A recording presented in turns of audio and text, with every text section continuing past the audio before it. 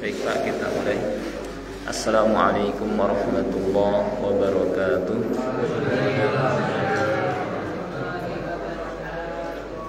Alhamdulillahi rabbil alamin, wa bihi nasta'in ala umuri dunya waddin. Asyhadu an la ilaha illallah al-malikul haqqul mubin, wa asyhadu anna muhammadar rasulullah sadiqul wa'dil amin. Allahumma salli wa sallim ala nabiyyina Muhammad wa ala alihi wa sahbihi ajma'in. Amma ba'd. Pertama-tama kita panjatkan puja dan puji syukur kehadirat Allah Subhanahu wa taala yang terus melimpahkan kepada kita semua nikmat-nikmatnya, terutama adalah nikmat Islam, juga nikmat taufik, dimudahkan kita oleh Allah Subhanahu wa taala untuk melangkahkan kaki kita menuju rumahnya, melaksanakan salah satu perintahnya, yaitu salat subuh berjamaah. Salawat dan salam tidak lupa kita sampaikan kepada Nabi kita Nabi Muhammad sallallahu alaihi wasallam, kepada keluarganya, para sahabatnya, dan orang-orang yang mengikutinya hingga hari kiamat. Seperti biasa pada Ahad ketiga ba'da subuh kita mempelajari materi akidah atau tauhid, agar kita dapat menjaga akidah kita, tauhid kita, ya, agar kita dapat menguatkan akidah kita, ya, dan dapat memurnikan tauhid kita, ya, yang mana keutamaan dari memurnikan tauhid semurni-murninya adalah nantinya di akhirat akan dimudahkan masuk ke dalam surganya Allah Subhanahu wa taala dengan tanpa hisab dan tanpa azab. Kata ulama, man haqqaqa tauhida dakhalal jannah bila hisab wala azab. Siapa yang memurnikan tauhid kepada Allah semurni-murninya, maka dia akan masuk ke dalam surga tanpa hisab dan tanpa azab, dipermudah masuk ke dalam surganya. Semoga Allah Subhanahu wa taala mudahkan kita semua masuk, ya, ke dalam surga Allah Subhanahu wa taala. Amin ya rabbal alamin. Baik, masih kita melanjutkan pembahasan rukun iman. Kalau pada kesempatan sebelumnya kita mempelajari tentang, ya, kandungan dalam beriman kepada hari akhir, ya, maka rukun yang berikutnya adalah beriman kepada takdir, ya. Sebagaimana kita insya Allah dari sejak kecil hafal, ya, rukun iman yang 6, rukun Islam, ya. Tapi banyak mungkin di antara kita yang kurang memahami kandungan di dalamnya, hanya sekedar hafal. Maka insya Allah pada kesempatan kali ini kita akan bahas secara agak mendalam banget sih enggak, tetapi ya sebagiannya kita akan pelajari, ya, agar kita mengetahui ini ternyata yang dikandung dalam rukun atau iman kepada takdir, ya, ini ternyata yang dikandung dalam beriman kepada, kalau sebelumnya hari akhir, beriman kepada kitab-kitab Nabi dan Rasul. Maka sekarang akan kita pelajari apa saja yang dicakup, apa saja yang dikandung dalam beriman kepada takdir, ya. Baik, beriman kepada takdir ini karena termasuk rukun, ya, maka jelas wajib diimani.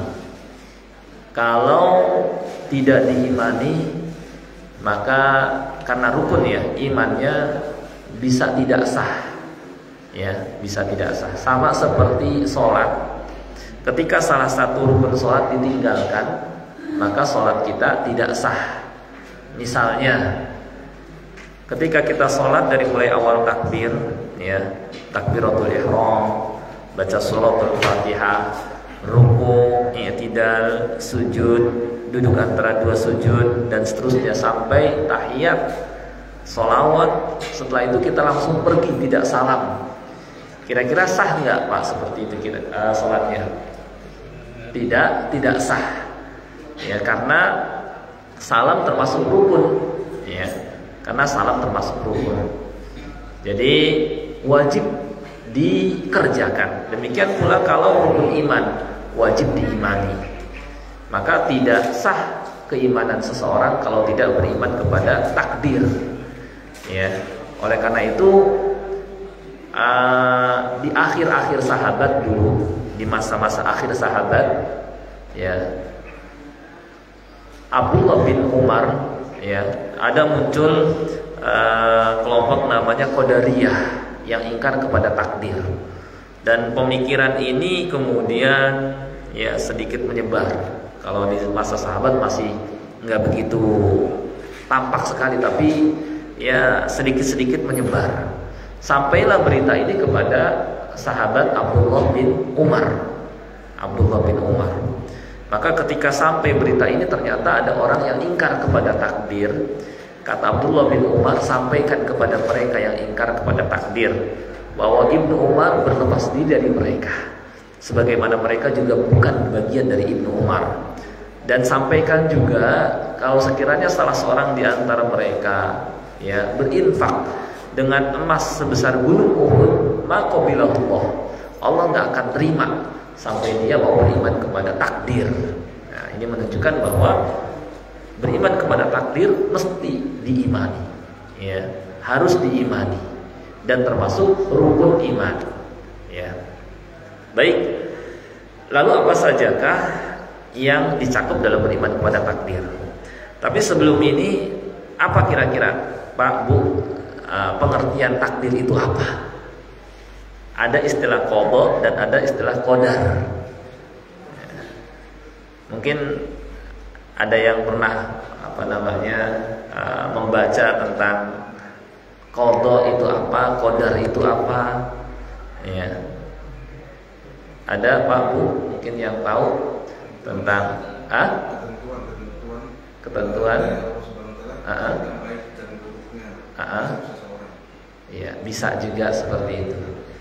Ya, qadar itu bisa ketentuan, ketetapan Allah Subhanahu wa taala. Lalu dengan qada itu apa kira-kira? Ya.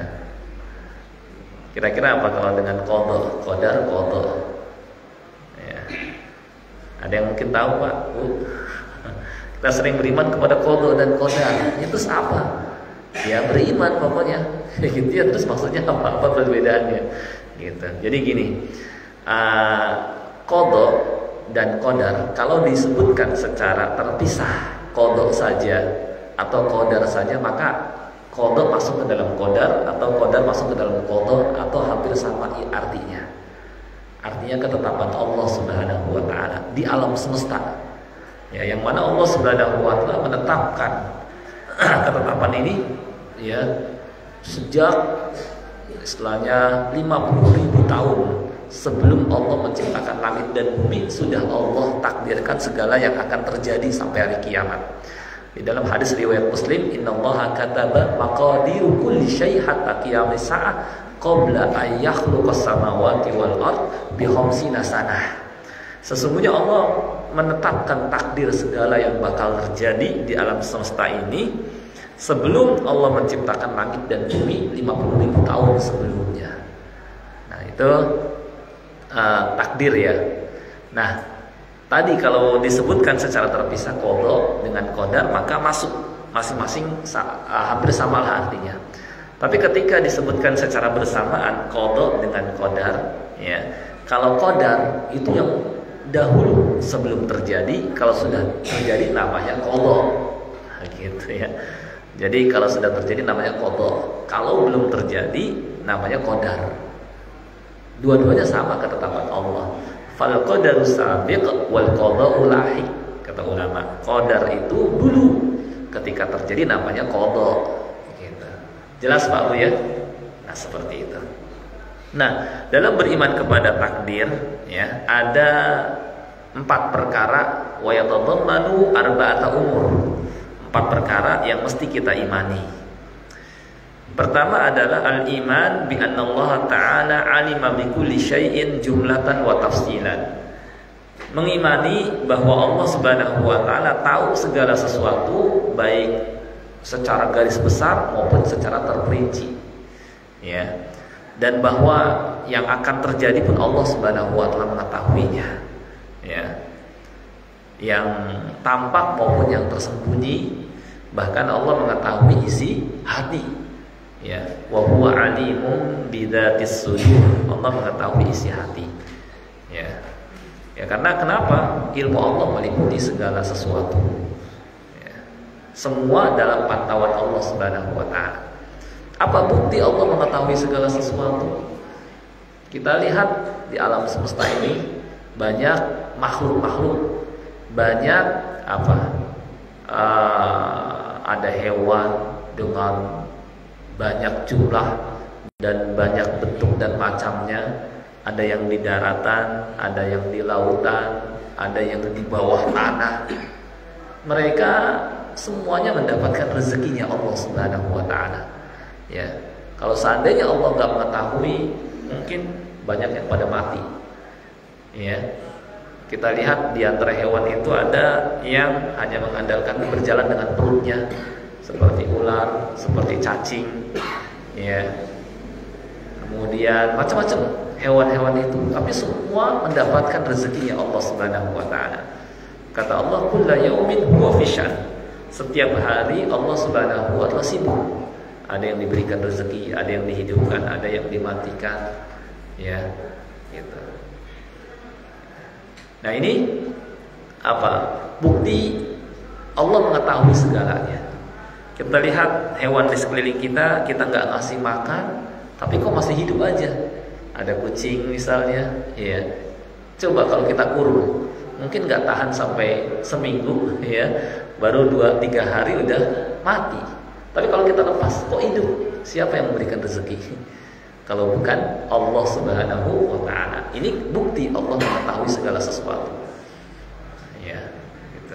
Semuanya dalam liputan, dalam pengetahuan Allah Subhanahu wa taala. Enggak ada yang tersembunyi, yang tampak maupun yang tersembunyi, ya.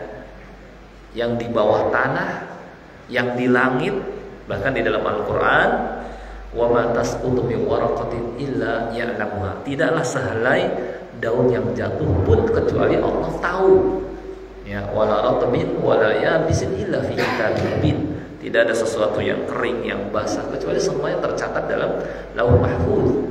Bahkan semut yang hitam di atas batu yang hitam di kegelapan malam pun Allah mengetahuinya.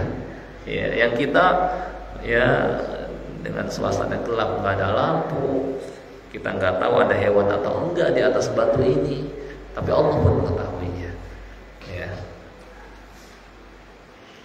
Bahkan di samping Allah mengetahui, Allah maha mendengar segala sesuatu.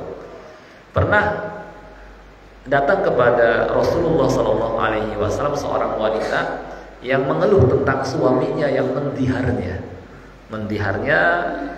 Menganggap istrinya seperti ibunya, punggung ibunya, sehingga dia tidak gauli, gitu ya, dan menjauhinya. Dan dia datang bisik-bisik sama Rasulullah SAW. Bisik-bisik. Aisyah radhiyallahu anha di balik kamar nggak kedengeran suara apa sih, tapi Allah yang di atas arsy maha mendengar, gitu ya. Aisyah di balik kamar di dekat itu bisik-bisik apa sih nggak tahu. Turunlah surah Al-Mujadilah. Qad sami Allahu qaulan lati tujadiluka fi zawjiha wa tashtaki ila Allah. Allah mendengar, ya, wanita yang ngeluh kepada engkau tentang suaminya, padahal Allah maha tinggi, ya, maha mendengar. Semuanya nggak ada yang lepas dari pantauan, dari penglihatan, dari pendengaran. Maka kata Allah, wala tahsabannallaha ghafilan amma ya'malul zalimun. Janganlah engkau sekali-kali nganggap Allah lalai, Allah lengah dari apa yang dilakukan oleh orang-orang zalim. Ya, bagaimana nasib saudara-saudara kita, mereka dibantai, ya. Jangan kira Allah lengah. Ya, innama yu'akhiruhum liyaumin tashkhasu fihi al-absar. Allah tunda untuk hari yang pada hari itu mata-mata pada terbelalak kaget melihat dan menyaksikannya. Bagaimana saudara kita berpindah dari ujung ke ujung, terus dibom-bomin, terus pindah sampai ke perbatasan Mesir, Rafah pun diserang juga, ya. Yang di ambulan pun dibom juga, yang di rumah sakit juga dibom juga, ya. Jangan kira Allah akan pernah, Allah mengetahuinya. Allah tunda untuk pada hari itu udah gak berguna lagi penyesalan. Ketika itulah sebagaimana firman Allah, innal ladzina kafaru bi ayatina sawfa nuslihim nar. Sesungguhnya orang-orang yang kafir kepada ayat-ayat kami akan bakar mereka di neraka. Dulu ada orang kafir nganggap ayat ini kok kejam banget sih, kayak gitu. Masa sih orang kafir sampai dibakar, setiap kali kulitnya hangus diganti lagi dengan kulit yang baru lagi. Masa sih kejam banget, misalnya seperti itu. Pas ternyata ngelihat orang kafir begitu kejam kepada orang-orang beriman, bener emang firman Allah ini, gitu ya. Ya, kata Allah, sawfa nuslihim nar, kami akan bakar mereka di neraka. Kullama nadijat juluduhum badalnahum juludan ghairaha liyadhuqul adzab. Setiap kali kulit mereka hangus, kami akan ganti lagi dengan kulit yang baru. Pertanyaan, kok kenapa setiap kali kulit mereka hangus diganti lagi dengan kulit yang baru? Kira-kira kenapa, Pak? Liyadhuqul adzab, agar mereka terus merasakan azab. Karena pusat rasa itu di kulit. Kalau sudah nembus lewatin kulit nggak terasa, maka supaya terus merasakan kesakitan, diciptain kulit lagi yang baru, diciptain kulit yang baru, liyadzuqul adzab, agar mereka merasakan azab Allah. Ya. Allah mengetahui kenapa mereka berhak dan layak dibalas seperti itu. Ketika kehausan, illa hamima wa wasaqah, pilihan minumannya cuma dua, kalau nggak air panas atau nanah, ya. Gitu. Allah maha mengetahui. Gitu ya. Nah, ini yang pertama yang wajib kita imani, bahwa Allah Subhanahu wa taala mengetahui segalanya. Ya. Yang kedua adalah al-iman bi annallaha kataba dzalika fil lauhil mahfuz. Mengimani bahwa semua itu, ya, sudah dicatat dalam lauh mahfuz.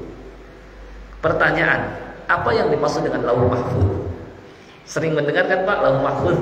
Kira-kira apa arti lauh mahfuz? Apa, Pak?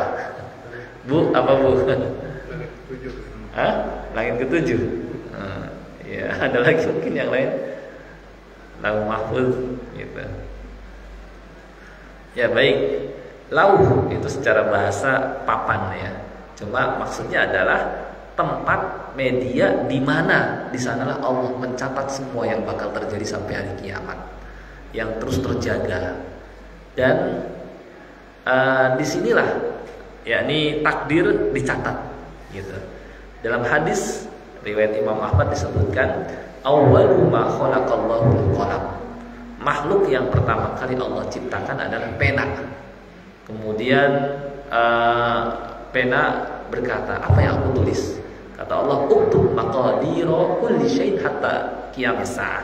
Catatlah segala yang bakal terjadi sampai tiba hari kiamat. Maka nyatet itu semua di lauh mahfuz, gitu. Nah, itu lauh mahfuz, tempat di mana, ya, di sanalah dicatat segala yang akan terjadi. Gitu. Itu lauh mahfuz. Alatnya ya pena. Pena itulah makhluk yang pertama. Ya, sebagian mengatakan setelah arsy, setelah singgasana Allah, kemudian Allah ciptakan pena. Ya, kemudian mencatat semua yang akan terjadi. Ya, sampai hari kiamat. Jadi sudah sudah tercatat semua yang akan terjadi. Lalu kalau gitu kita nggak perlu berbuat. Nanti kita akan bahas insyaallah setelah ini.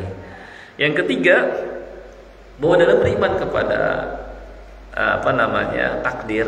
Nah, ini saya sebutkan di sini, nggak disebutkan dalilnya karena emang buku ini kan muyasar artinya ringkas, mudah, jadi nggak panjang lebar. Kalau dalil semua ada di Al-Quran, misalnya firman Allah Ta'ala,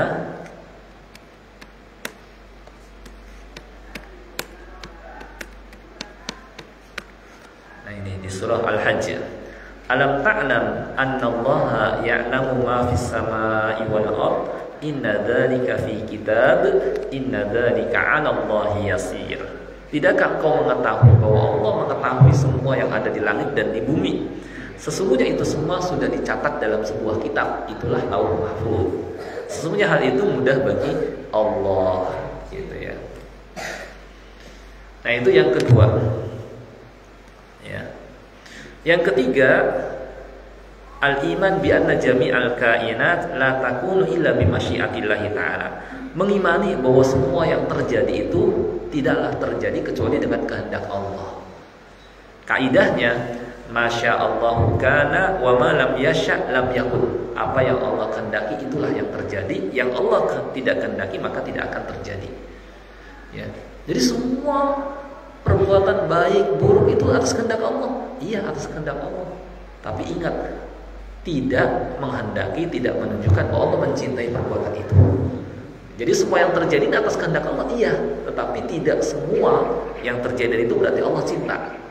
Yang Allah cintai adalah apabila yang terjadi itu sesuai dengan yang Allah perintahkan. Seperti kita sholat subuh berjamaah, kita baca Al-Quran, kita ngaji. Ini kan atas kehendak Allah. Dan karena ini diperintahkan Allah, barulah dicintai Allah. Tetapi kalau misalnya ada orang main judi, bunuh-bunuhan, kemudian minum-minuman keras, memang atas kehendak Allah, karena semua yang terjadi atas kehendak Allah. Tapi bukan berarti Allah senang dengan perbuatan itu. Itu maksudnya Allah berikan kesempatan kepada dia untuk melakukannya. Ya. Tapi karena kalau Allah nggak kehendaki nggak akan terjadi. Tapi karena Allah berikan, karena dia memilih, akhirnya Allah berikan kesempatan kepadanya.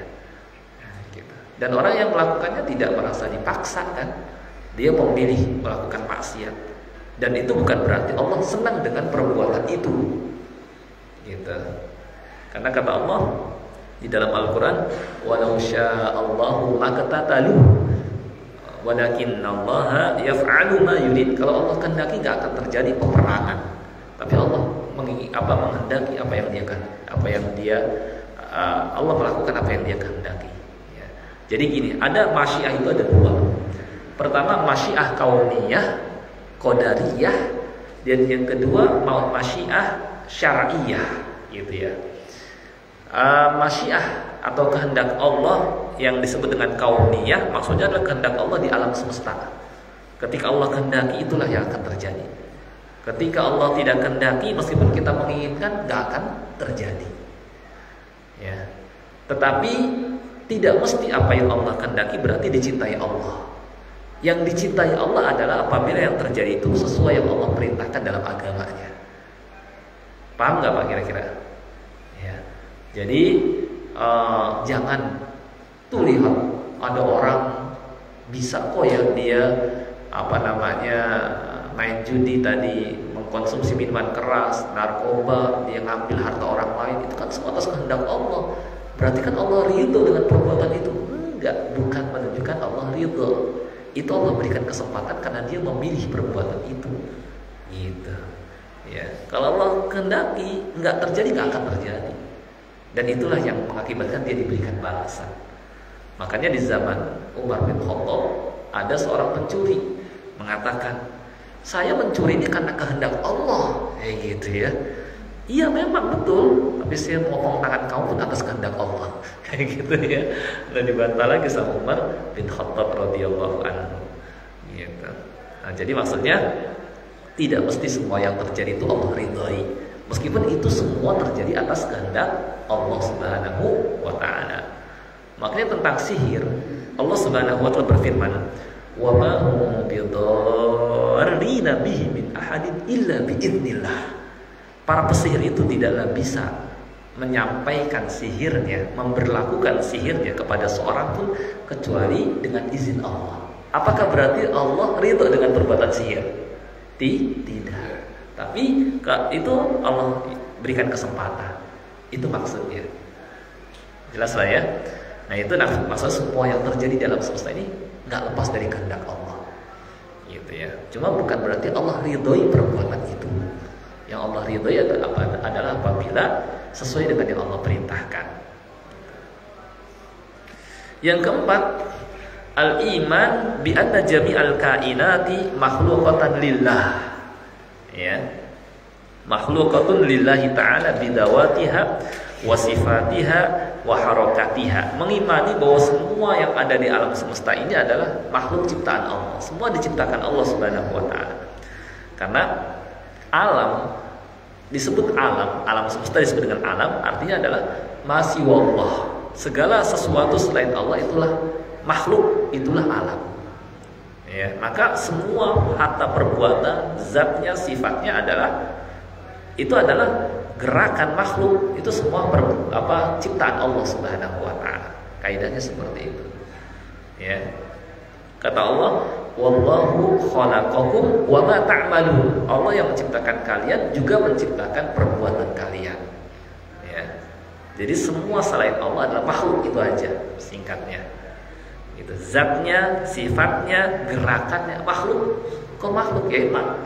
Ya karena selain Allah ya makhluk, gitu aja. Itu singkatnya begitu. Ya. Nah, itu kaidah dalam beriman kepada takdir. Ya. Dalil nanti di bagian akhir kita akan bahas sedikit gitu orang yang menyimpang dari beriman kepada takdir dan bagaimana kritikan terhadapnya, insyaallah.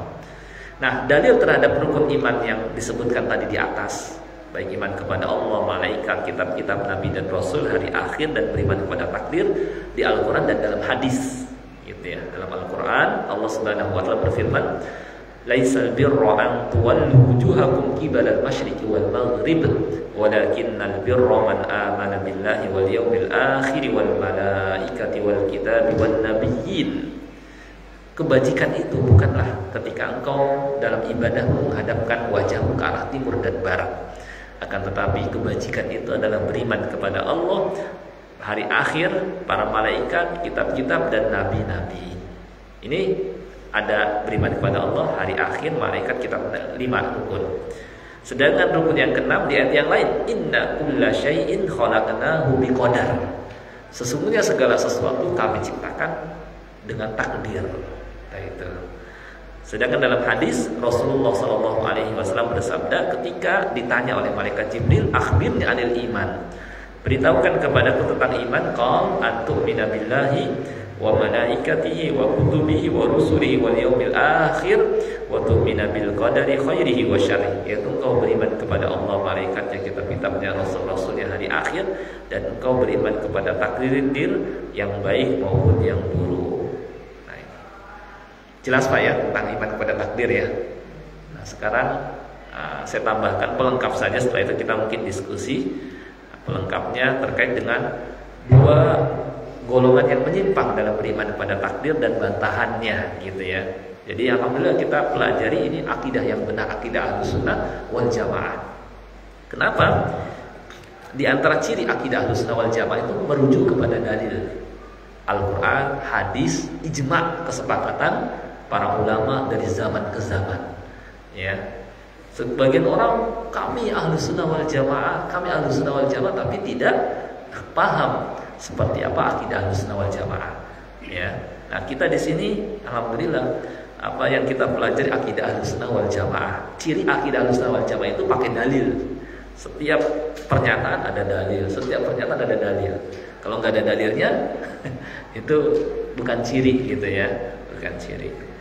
Nah ini contoh, nah ini sekedar pelengkap saja. Dan faedahnya kalau kita memiliki akidah yang sahih itu hidup nyaman, gitu, hidup nyaman. Dan kalau kita sudah belajar akidah sahih juga faedahnya, kita jadi bisa menimbang dan menilai pemikiran-pemikiran, akidah-akidah yang beredar, benar atau salah. Ibarat begini, ibarat kita dikasih soal. Kalau kita sudah pelajari yang benar, ada pilihan ganda A, B, C, D. Bisa jawab nggak kira-kira kalau kita sudah pelajari yang benar? Bisa. Tapi kalau kita belum pelajari yang benar, kira-kira gimana kalau dikasih soal A, B, C, D? Bingung, asal nembak gitu ya. Kalau nggak ya A ya B, kalau nggak B ya C, kalau nggak C ya D. Nah inilah gambaran kalau kita tidak mempelajari akidah shahihah.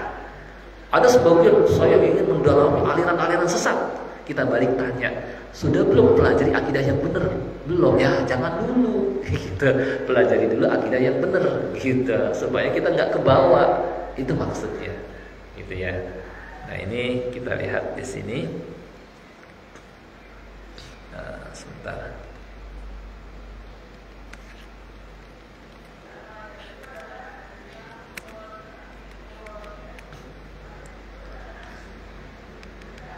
Yang kecil-kecil.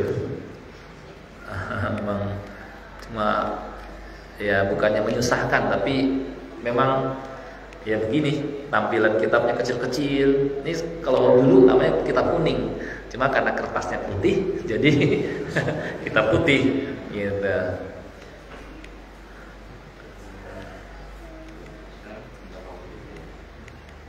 Nah, ini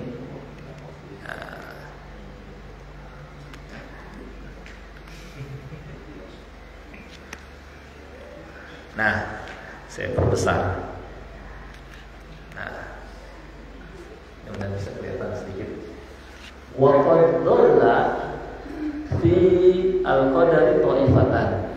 Ada dua kelompok menyimpang dalam beriman kepada takdir. Yang pertama al-Jabriyah. Namanya kelompok Jabriyah. Ya, kata mereka innal abda mujbar ala amali wa laysa lahu fi iradah wala qudrah. Bahwa manusia dipaksa dalam beramal. Dia nggak punya pilihan dan nggak punya kehendak. Dia itu ibarat pohon yang kalau mau bergerak digerakkan oleh angin. Nah, ini kelompok penyimpang. Ya, ini bertentangan dengan dalil Al-Quran, hadis dan dalil akal serta kenyataan. Nanti kita akan bahas gitu insya Allah sedikit lagi. Yang kedua kelompok yang menyimpang adalah Qadariyah tadi, yang kata mereka manusia bebas berkehendak, gak ada yang berkuasa terhadap dirinya. Dialah yang punya kemauan dan punya kehendak dan bisa merealisasikan apa saja yang dia inginkan. Dan gak ada yang berkuasa terhadap dirinya. Ya, gitu. Ini juga menyimpang. Yang benar adalah Ahlus Sunnah wal Jamaah, pertengahan antara Jabriyah dan Qadariyah. Kalau Jabriyah tadi mengatakan bahwa manusia dipaksa ya dalam bertindak, ya.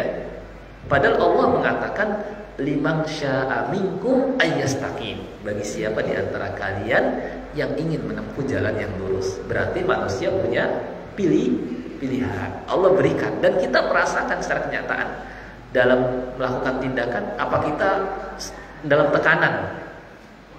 Bapak Ibu merasakan tekanan enggak dalam berbuat? Ditekan sama Allah? Enggak kan? Diberikan kebebasan secara kenyataan, secara perasaan, dan dalil pun menguatkan. Kita dalam melakukan tindakan tidak ditekan sama Allah. Makanya kalau ada paksaan Allah maafkan. La ikraha fid din, gitu ya. Faman syaa falyu'min wa man syaa falyakfur juga disebutkan di Al-Qur'an. Gitu. Nggak ada paksaan. Kita nggak bisa kita terkekang, enggak. Bahkan Allah berikan pilihan. Tetapi apa yang kita pilih, ya, itu akan terjadi kalau Allah mengizinkan, dalam arti menghendakinya. Kalau Allah nggak mengizinkan atau nggak menghendaki, nggak bakal terjadi. Meskipun kita punya banyak rencana. Oh, hari ini saya mau silaturahim ke rumah saudara.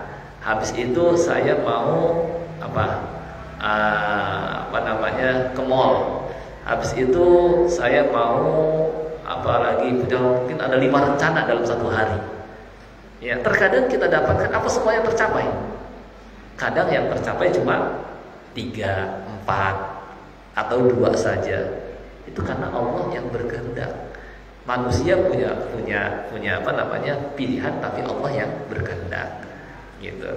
Nah, ini Jabriyah menyimpang karena selain bertentangan dengan Al-Quran, prinsip akidah Ahlus Sunnah wal Jamaah, dan realita serta secara akal pun ya manusia diberikan pilihan. Sedangkan Qadariyah yang mengatakan bahwa manusia bebas berkehendak, nggak ada yang berkuasa terhadap dirinya, dia punya rencana, maka dia bisa memperlakukan apa yang direncanakan. Banyak kan bukti ya, yang kita tadi punya banyak target dalam sehari, mau mengerjakan ini, mau mengerjakan itu, sampai punya 5 target, ternyata yang tercapai cuma 3. Itu karena Allah yang berkehendak. Jadi yang benar adalah pertengahan. Kita akui manusia punya kehendak, akan tetapi kehendak mereka tidaklah terjadi kecuali kalau Allah menghendaki. Nah, itu kaidahnya seperti itu. Tapi manusia tidak dipaksa, dan banyak yang berhasil kok punya rencana yang tercapai. Nah, itu maksudnya. Ya. Nah, ini kaidah dalam beriman kepada takdir. Bahkan di sini lebih rinci diterangkan. Ya, cuma saya kira panjang lebar kalau disebutkan secara lebih rinci. Baik, saya kira mungkin ini pembahasan iman kepada takdir. Mudah-mudahan ada gambaran, ya. Dan banyak faedah dari kita beriman kepada takdir. Ya, di sini disebutkan diantaranya, ya, kita merasa nyaman dalam hidup, ya, dan kita tidak putus asa dan tidak mengatakan kalau saya begitu tentu nggak akan terjadi begini, nggak akan nyesel, keluh kesah. Bahkan kita beriman kepada takdir, kita katakan qadarullah wa masya'a fa'al. Itu sudah Allah takdirkan, yang Allah kehendaki dia berlakukan, kayak gitu. Jadi kita tenang, nyaman dalam hidup gitu, dan bahwa apa yang kita lakukan itu atas pertolongan dari Allah. Kita tidak ujub terhadap diri kita dan lain-lain dari keutamaan beriman kepada takdir. Baik, mungkin ini Pak Bu terkait dengan maksud dari kandungan beriman kepada takdir, mudah-mudahan semakin jelas. Sebelum nanti kita akhiri, mungkin ada yang ingin ditanyakan, silahkan. Ada yang belum jelas bisa disampaikan. Ya, silahkan Pak. Waalaikumsalam warahmatullahi wabarakatuh. Sama-sama.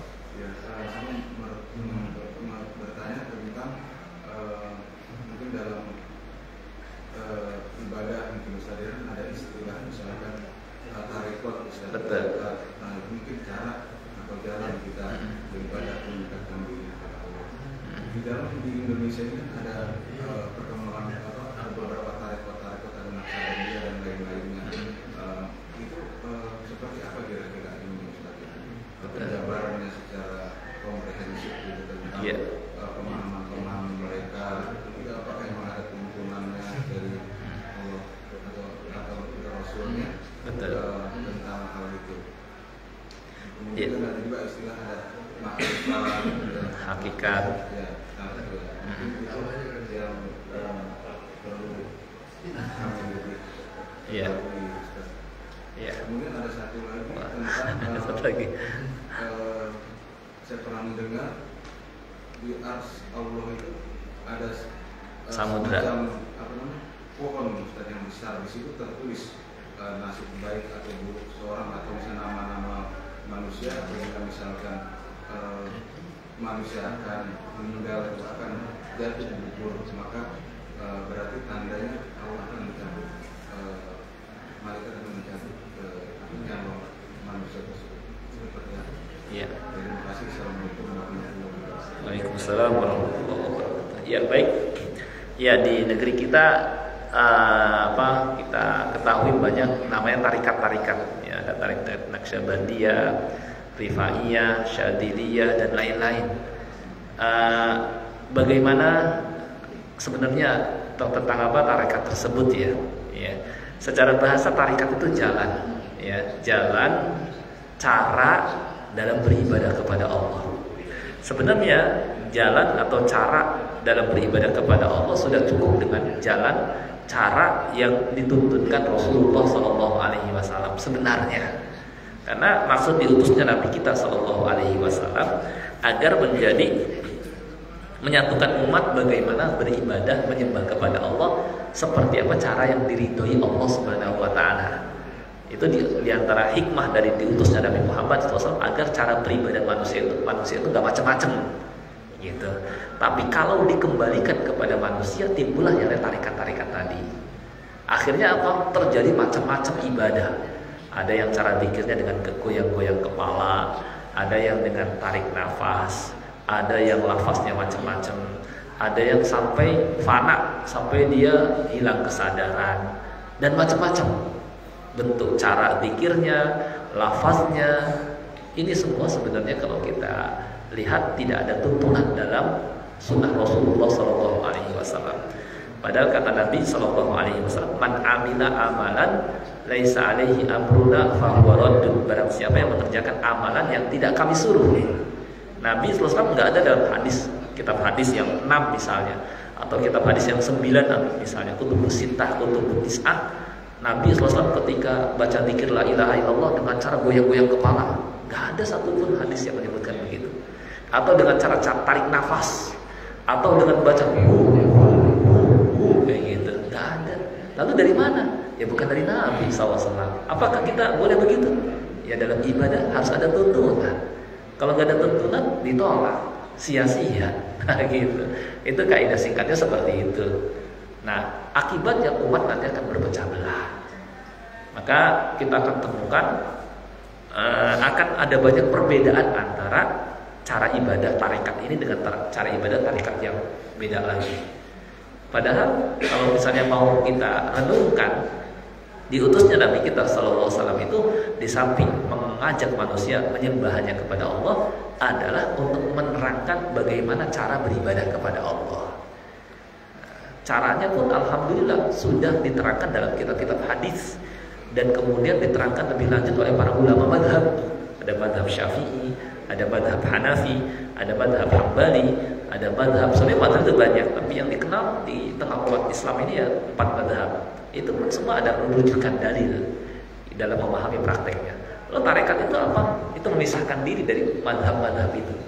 Makanya Imam Syafi'i sampai tegas dengan tarekat-tarekat begitu. Saya tidaklah tinggalkan Baghdad kecuali saya tinggalkan orang-orang yang hamqo, yang dungu, yaitu orang-orang tarekat-tarekat begitu, yang cara ibadahnya macam-macam, kacau dan ngada-ngada terus, gitu. Makanya kalau mereka pelajari mazhab Syafi'i, itu Imam Syafi'i anti sama tarekat, sebenarnya gitu ya, anti sama tarekat, gitu. Tapi saya herannya ini bukan orang-orang sembarangan Ustaz pada hari. Jadi pemahaman seperti misalkan Habib Lutfi misalnya. Kita nggak sebut nama, jangan sebut nama. Gitu. Tarekat seluruh Indonesia seperti apa lupa saya itu. Nah, sekarang kalau saya bingung gitu. Kita kan sebagai awam ya Ustaz ya. Jadi kalau seperti itu jadi umat jadi bingung gitu ya. Kalau misalnya sesuatu ada tuntunan kemudian dilaksanakan seperti itu. Sementara mereka kan keilmuannya kan ya mungkin ya bukan punya rujukan atau pedoman jadi seperti apa kalau seperti itu. Karena kalau umat ini bingung ya. Ya secara umum inilah pentingnya kita mempelajari prinsip-prinsip agama. Jadi tahu cara beragama yang benar itu seperti apa. Diantaranya dengan kita pelajari ini, sehingga kita bisa menimbang. Anggaplah kita nggak usah urusin orang lain dulu. Kita dengan cara ini kan kita bisa menimbang. Nanti insya Allah kalau kita sudah dalam, bisalah kita menimbang orang lain, kayak gitu ya. Ini yang pertama, tahapan pertama. Itu, jadi ini kita lewati, gitu. Kok kenapa ya kita istilahnya nggak mencela atau mengkritik, tapi ya mudah-mudahan kita mereka yang mudah-mudahan memaafkan atau gimana. Yang penting karena kita nggak tahu secara detail kenapa mereka sampai seperti itu. Ya, sebenarnya kalau kembali kepada kitab-kitab para ulama, insya Allah nggak akan seperti itu. Gitu, melihat bagaimana prinsip-prinsip beragama yang benar, gitu ya. Itu yang pertama. Yang kedua tentang ma'rifat, hakikat, ya, syariat dan seterusnya. Ini sebenarnya pemisahan yang ya tadi oleh orang-orang tarekat juga yang ngadakan seperti ini.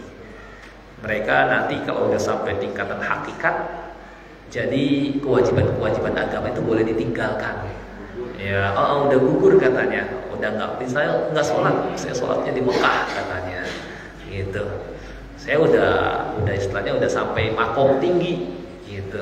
Kan ada yang seperti itu. Nah ini sebenarnya itu tipu daya iblis kepada para ahli ibadah yang nggak ngerti agama. Jadi saya akan sampaikan sebuah kisah sangat menarik di sini. Disebutkan oleh ulama dalam kitab Majmu' Fatawa. Nah di sini ya, kisahnya sangat menarik. Kisah Syekh Abdul Qadir Jailani bertemu dengan iblis. Nah ini banyak nggak dipahami sama orang-orang sufi kayak gitu. Kalau mereka baca mudah-mudahan sadar. Cuma karena jarang baca itu dia sebabnya. Nah ini saya sebutkan supaya kita melihat langsung kisah Syekh Abdul Qadir. Syekh Abdul Qadir itu imam kaum muslimin, seorang ahli sunnah wal jamaah, ahli ibadah dan ahli fikih. Padahal nggak seperti yang dianggap sama kebanyakan orang. Ada manakib Syekh Abdul Qadir Jailani, dia bisa ini bisa itu. Nah, itu banyak kan ada. Nah yang aslinya Syekh Abdul Qadir kayak gitu. Kita lihat nih ya, Syekh Abdul Qadir Jailani seperti apa. Ini langsung ke kitabnya langsung kayak gitu ya. Insya Allah saya nggak lama, saya percepat.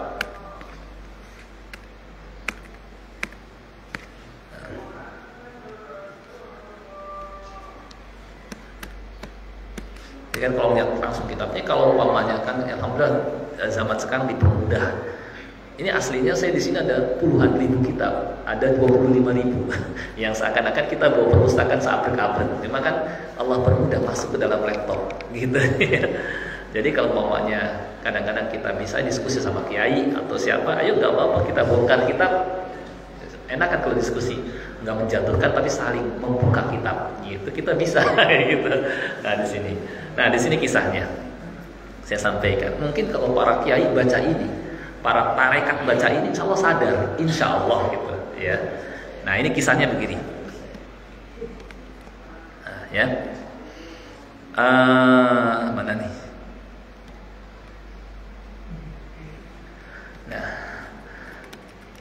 faminhum ya, di sini ya. Di antara manusia ya, man asamahullah, ada yang Allah jaga ya.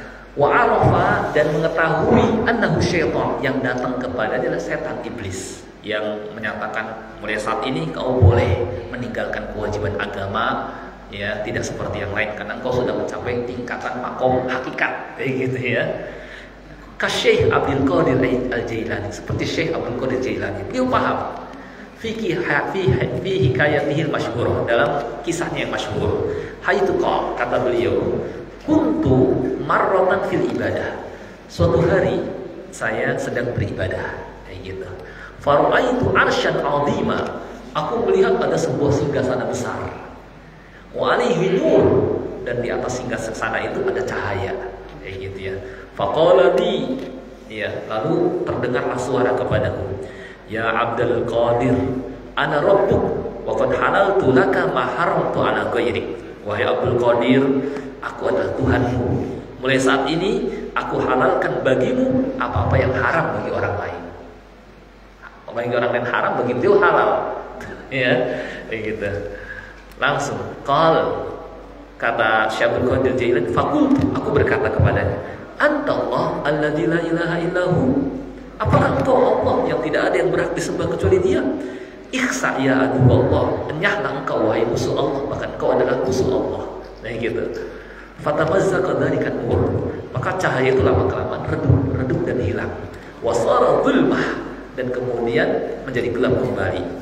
Waqala, kemudian terdengar suara, ya Abdul Qadir, wahai Abdul Qadir Jailani, ya, najauta minni, engkau selamat dari tipu dayaku, ya, bifiqhika, karena kepahaman fikih engkau, fi dinik, dalam agamamu, wa ilmika, dan karena ilmu, wa bimunazalatika fi ahwalik, dan karena engkau ya mendekatkan diri kepada Allah dalam berbagai keadaan, ya. Laqad fatantu bihadhil kisah, aku telah menguji dengan hal ini 70 orang, ya, dan mereka termakan oleh tipu daya kayak gitu. Jadi sampai orang ahli ibadah ya ketika sedang menyendiri beribadah didatangi iblis, kemudian disampaikan engkau telah mencapai tingkatan makom hakikat. Mulai hari ini boleh kamu tinggalkan kewajiban, mulai hari ini kamu boleh mengerjakan larangan, ya engkau sudah mencapai tingkatan hakikat. Sehingga dia nantinya perbuatannya aneh-aneh biasa saja karena sudah dianggap wali kayak gitu ya. Padahal ini tipu dari iblis. Lalu Syekh Abdul Qadir ditanya, "Kaifa alimta annahu syaitan?" Dari mana engkau tahu bahwa itu ada setan? Qal biqaulihi li, aku mengetahui dari itu adalah setan, bukan Allah, yaitu ketika dia mengatakan aku halalkan bagimu apa-apa yang haram bagi selainmu.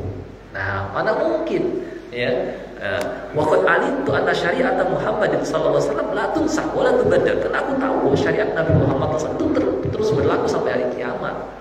Enggak kemudian dihilangkan, ya, enggak berlaku lagi, sholat udah enggak berlaku lagi, haji udah enggak berlaku lagi, enggak, kayak gitu ya. Dan dari pernyataan dia, aku adalah Tuhan, dia enggak berani mengatakan akulah Allah yang tidak ada yang berhak disembah kecuali aku. Nah, ini berarti setan ini. Nah itu. Nah, saya dapatkan juga ada orang-orang yang seperti itu, katanya bermimpi melihat Allah katanya, dan Allah kemudian menyampaikan hal-hal tadi. Sudah boleh meninggalkan kewajiban, boleh mengerjakan larangan, sehingga nggak usah heran kalau aku wali tapi ninggalin sholat jamaah, ngaku wali penampilannya kayak orang apa OJG ODG gitu. Itu karena didatangi oleh setan, katanya ketemu Allah gitu. Maka itu sebenarnya seperti itu. Ya, itu yang kedua. Yang ketiga tadi apa terakhir? Di arsnya Allah itu ada itu. Kalau itu ya. Jadi sebenarnya di atas langit itu ada namanya Sidratul Muntaha.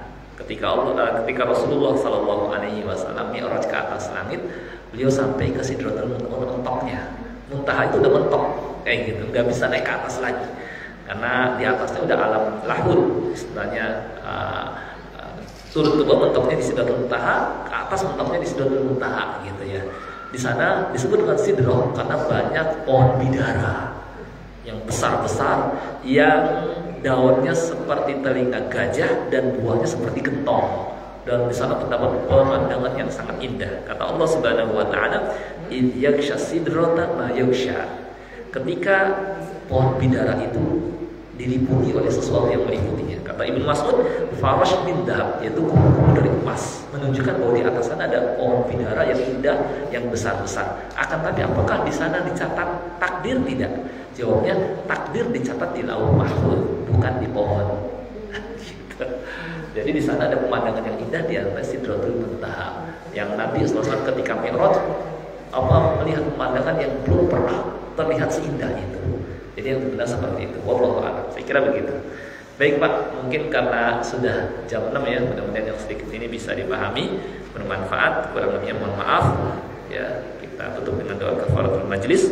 Subhanakallahumma bihamdik, asyhadu an la ilaha illa anta, astaghfiruka wa atubu ilaik. Assalamualaikum warahmatullahi wabarakatuh.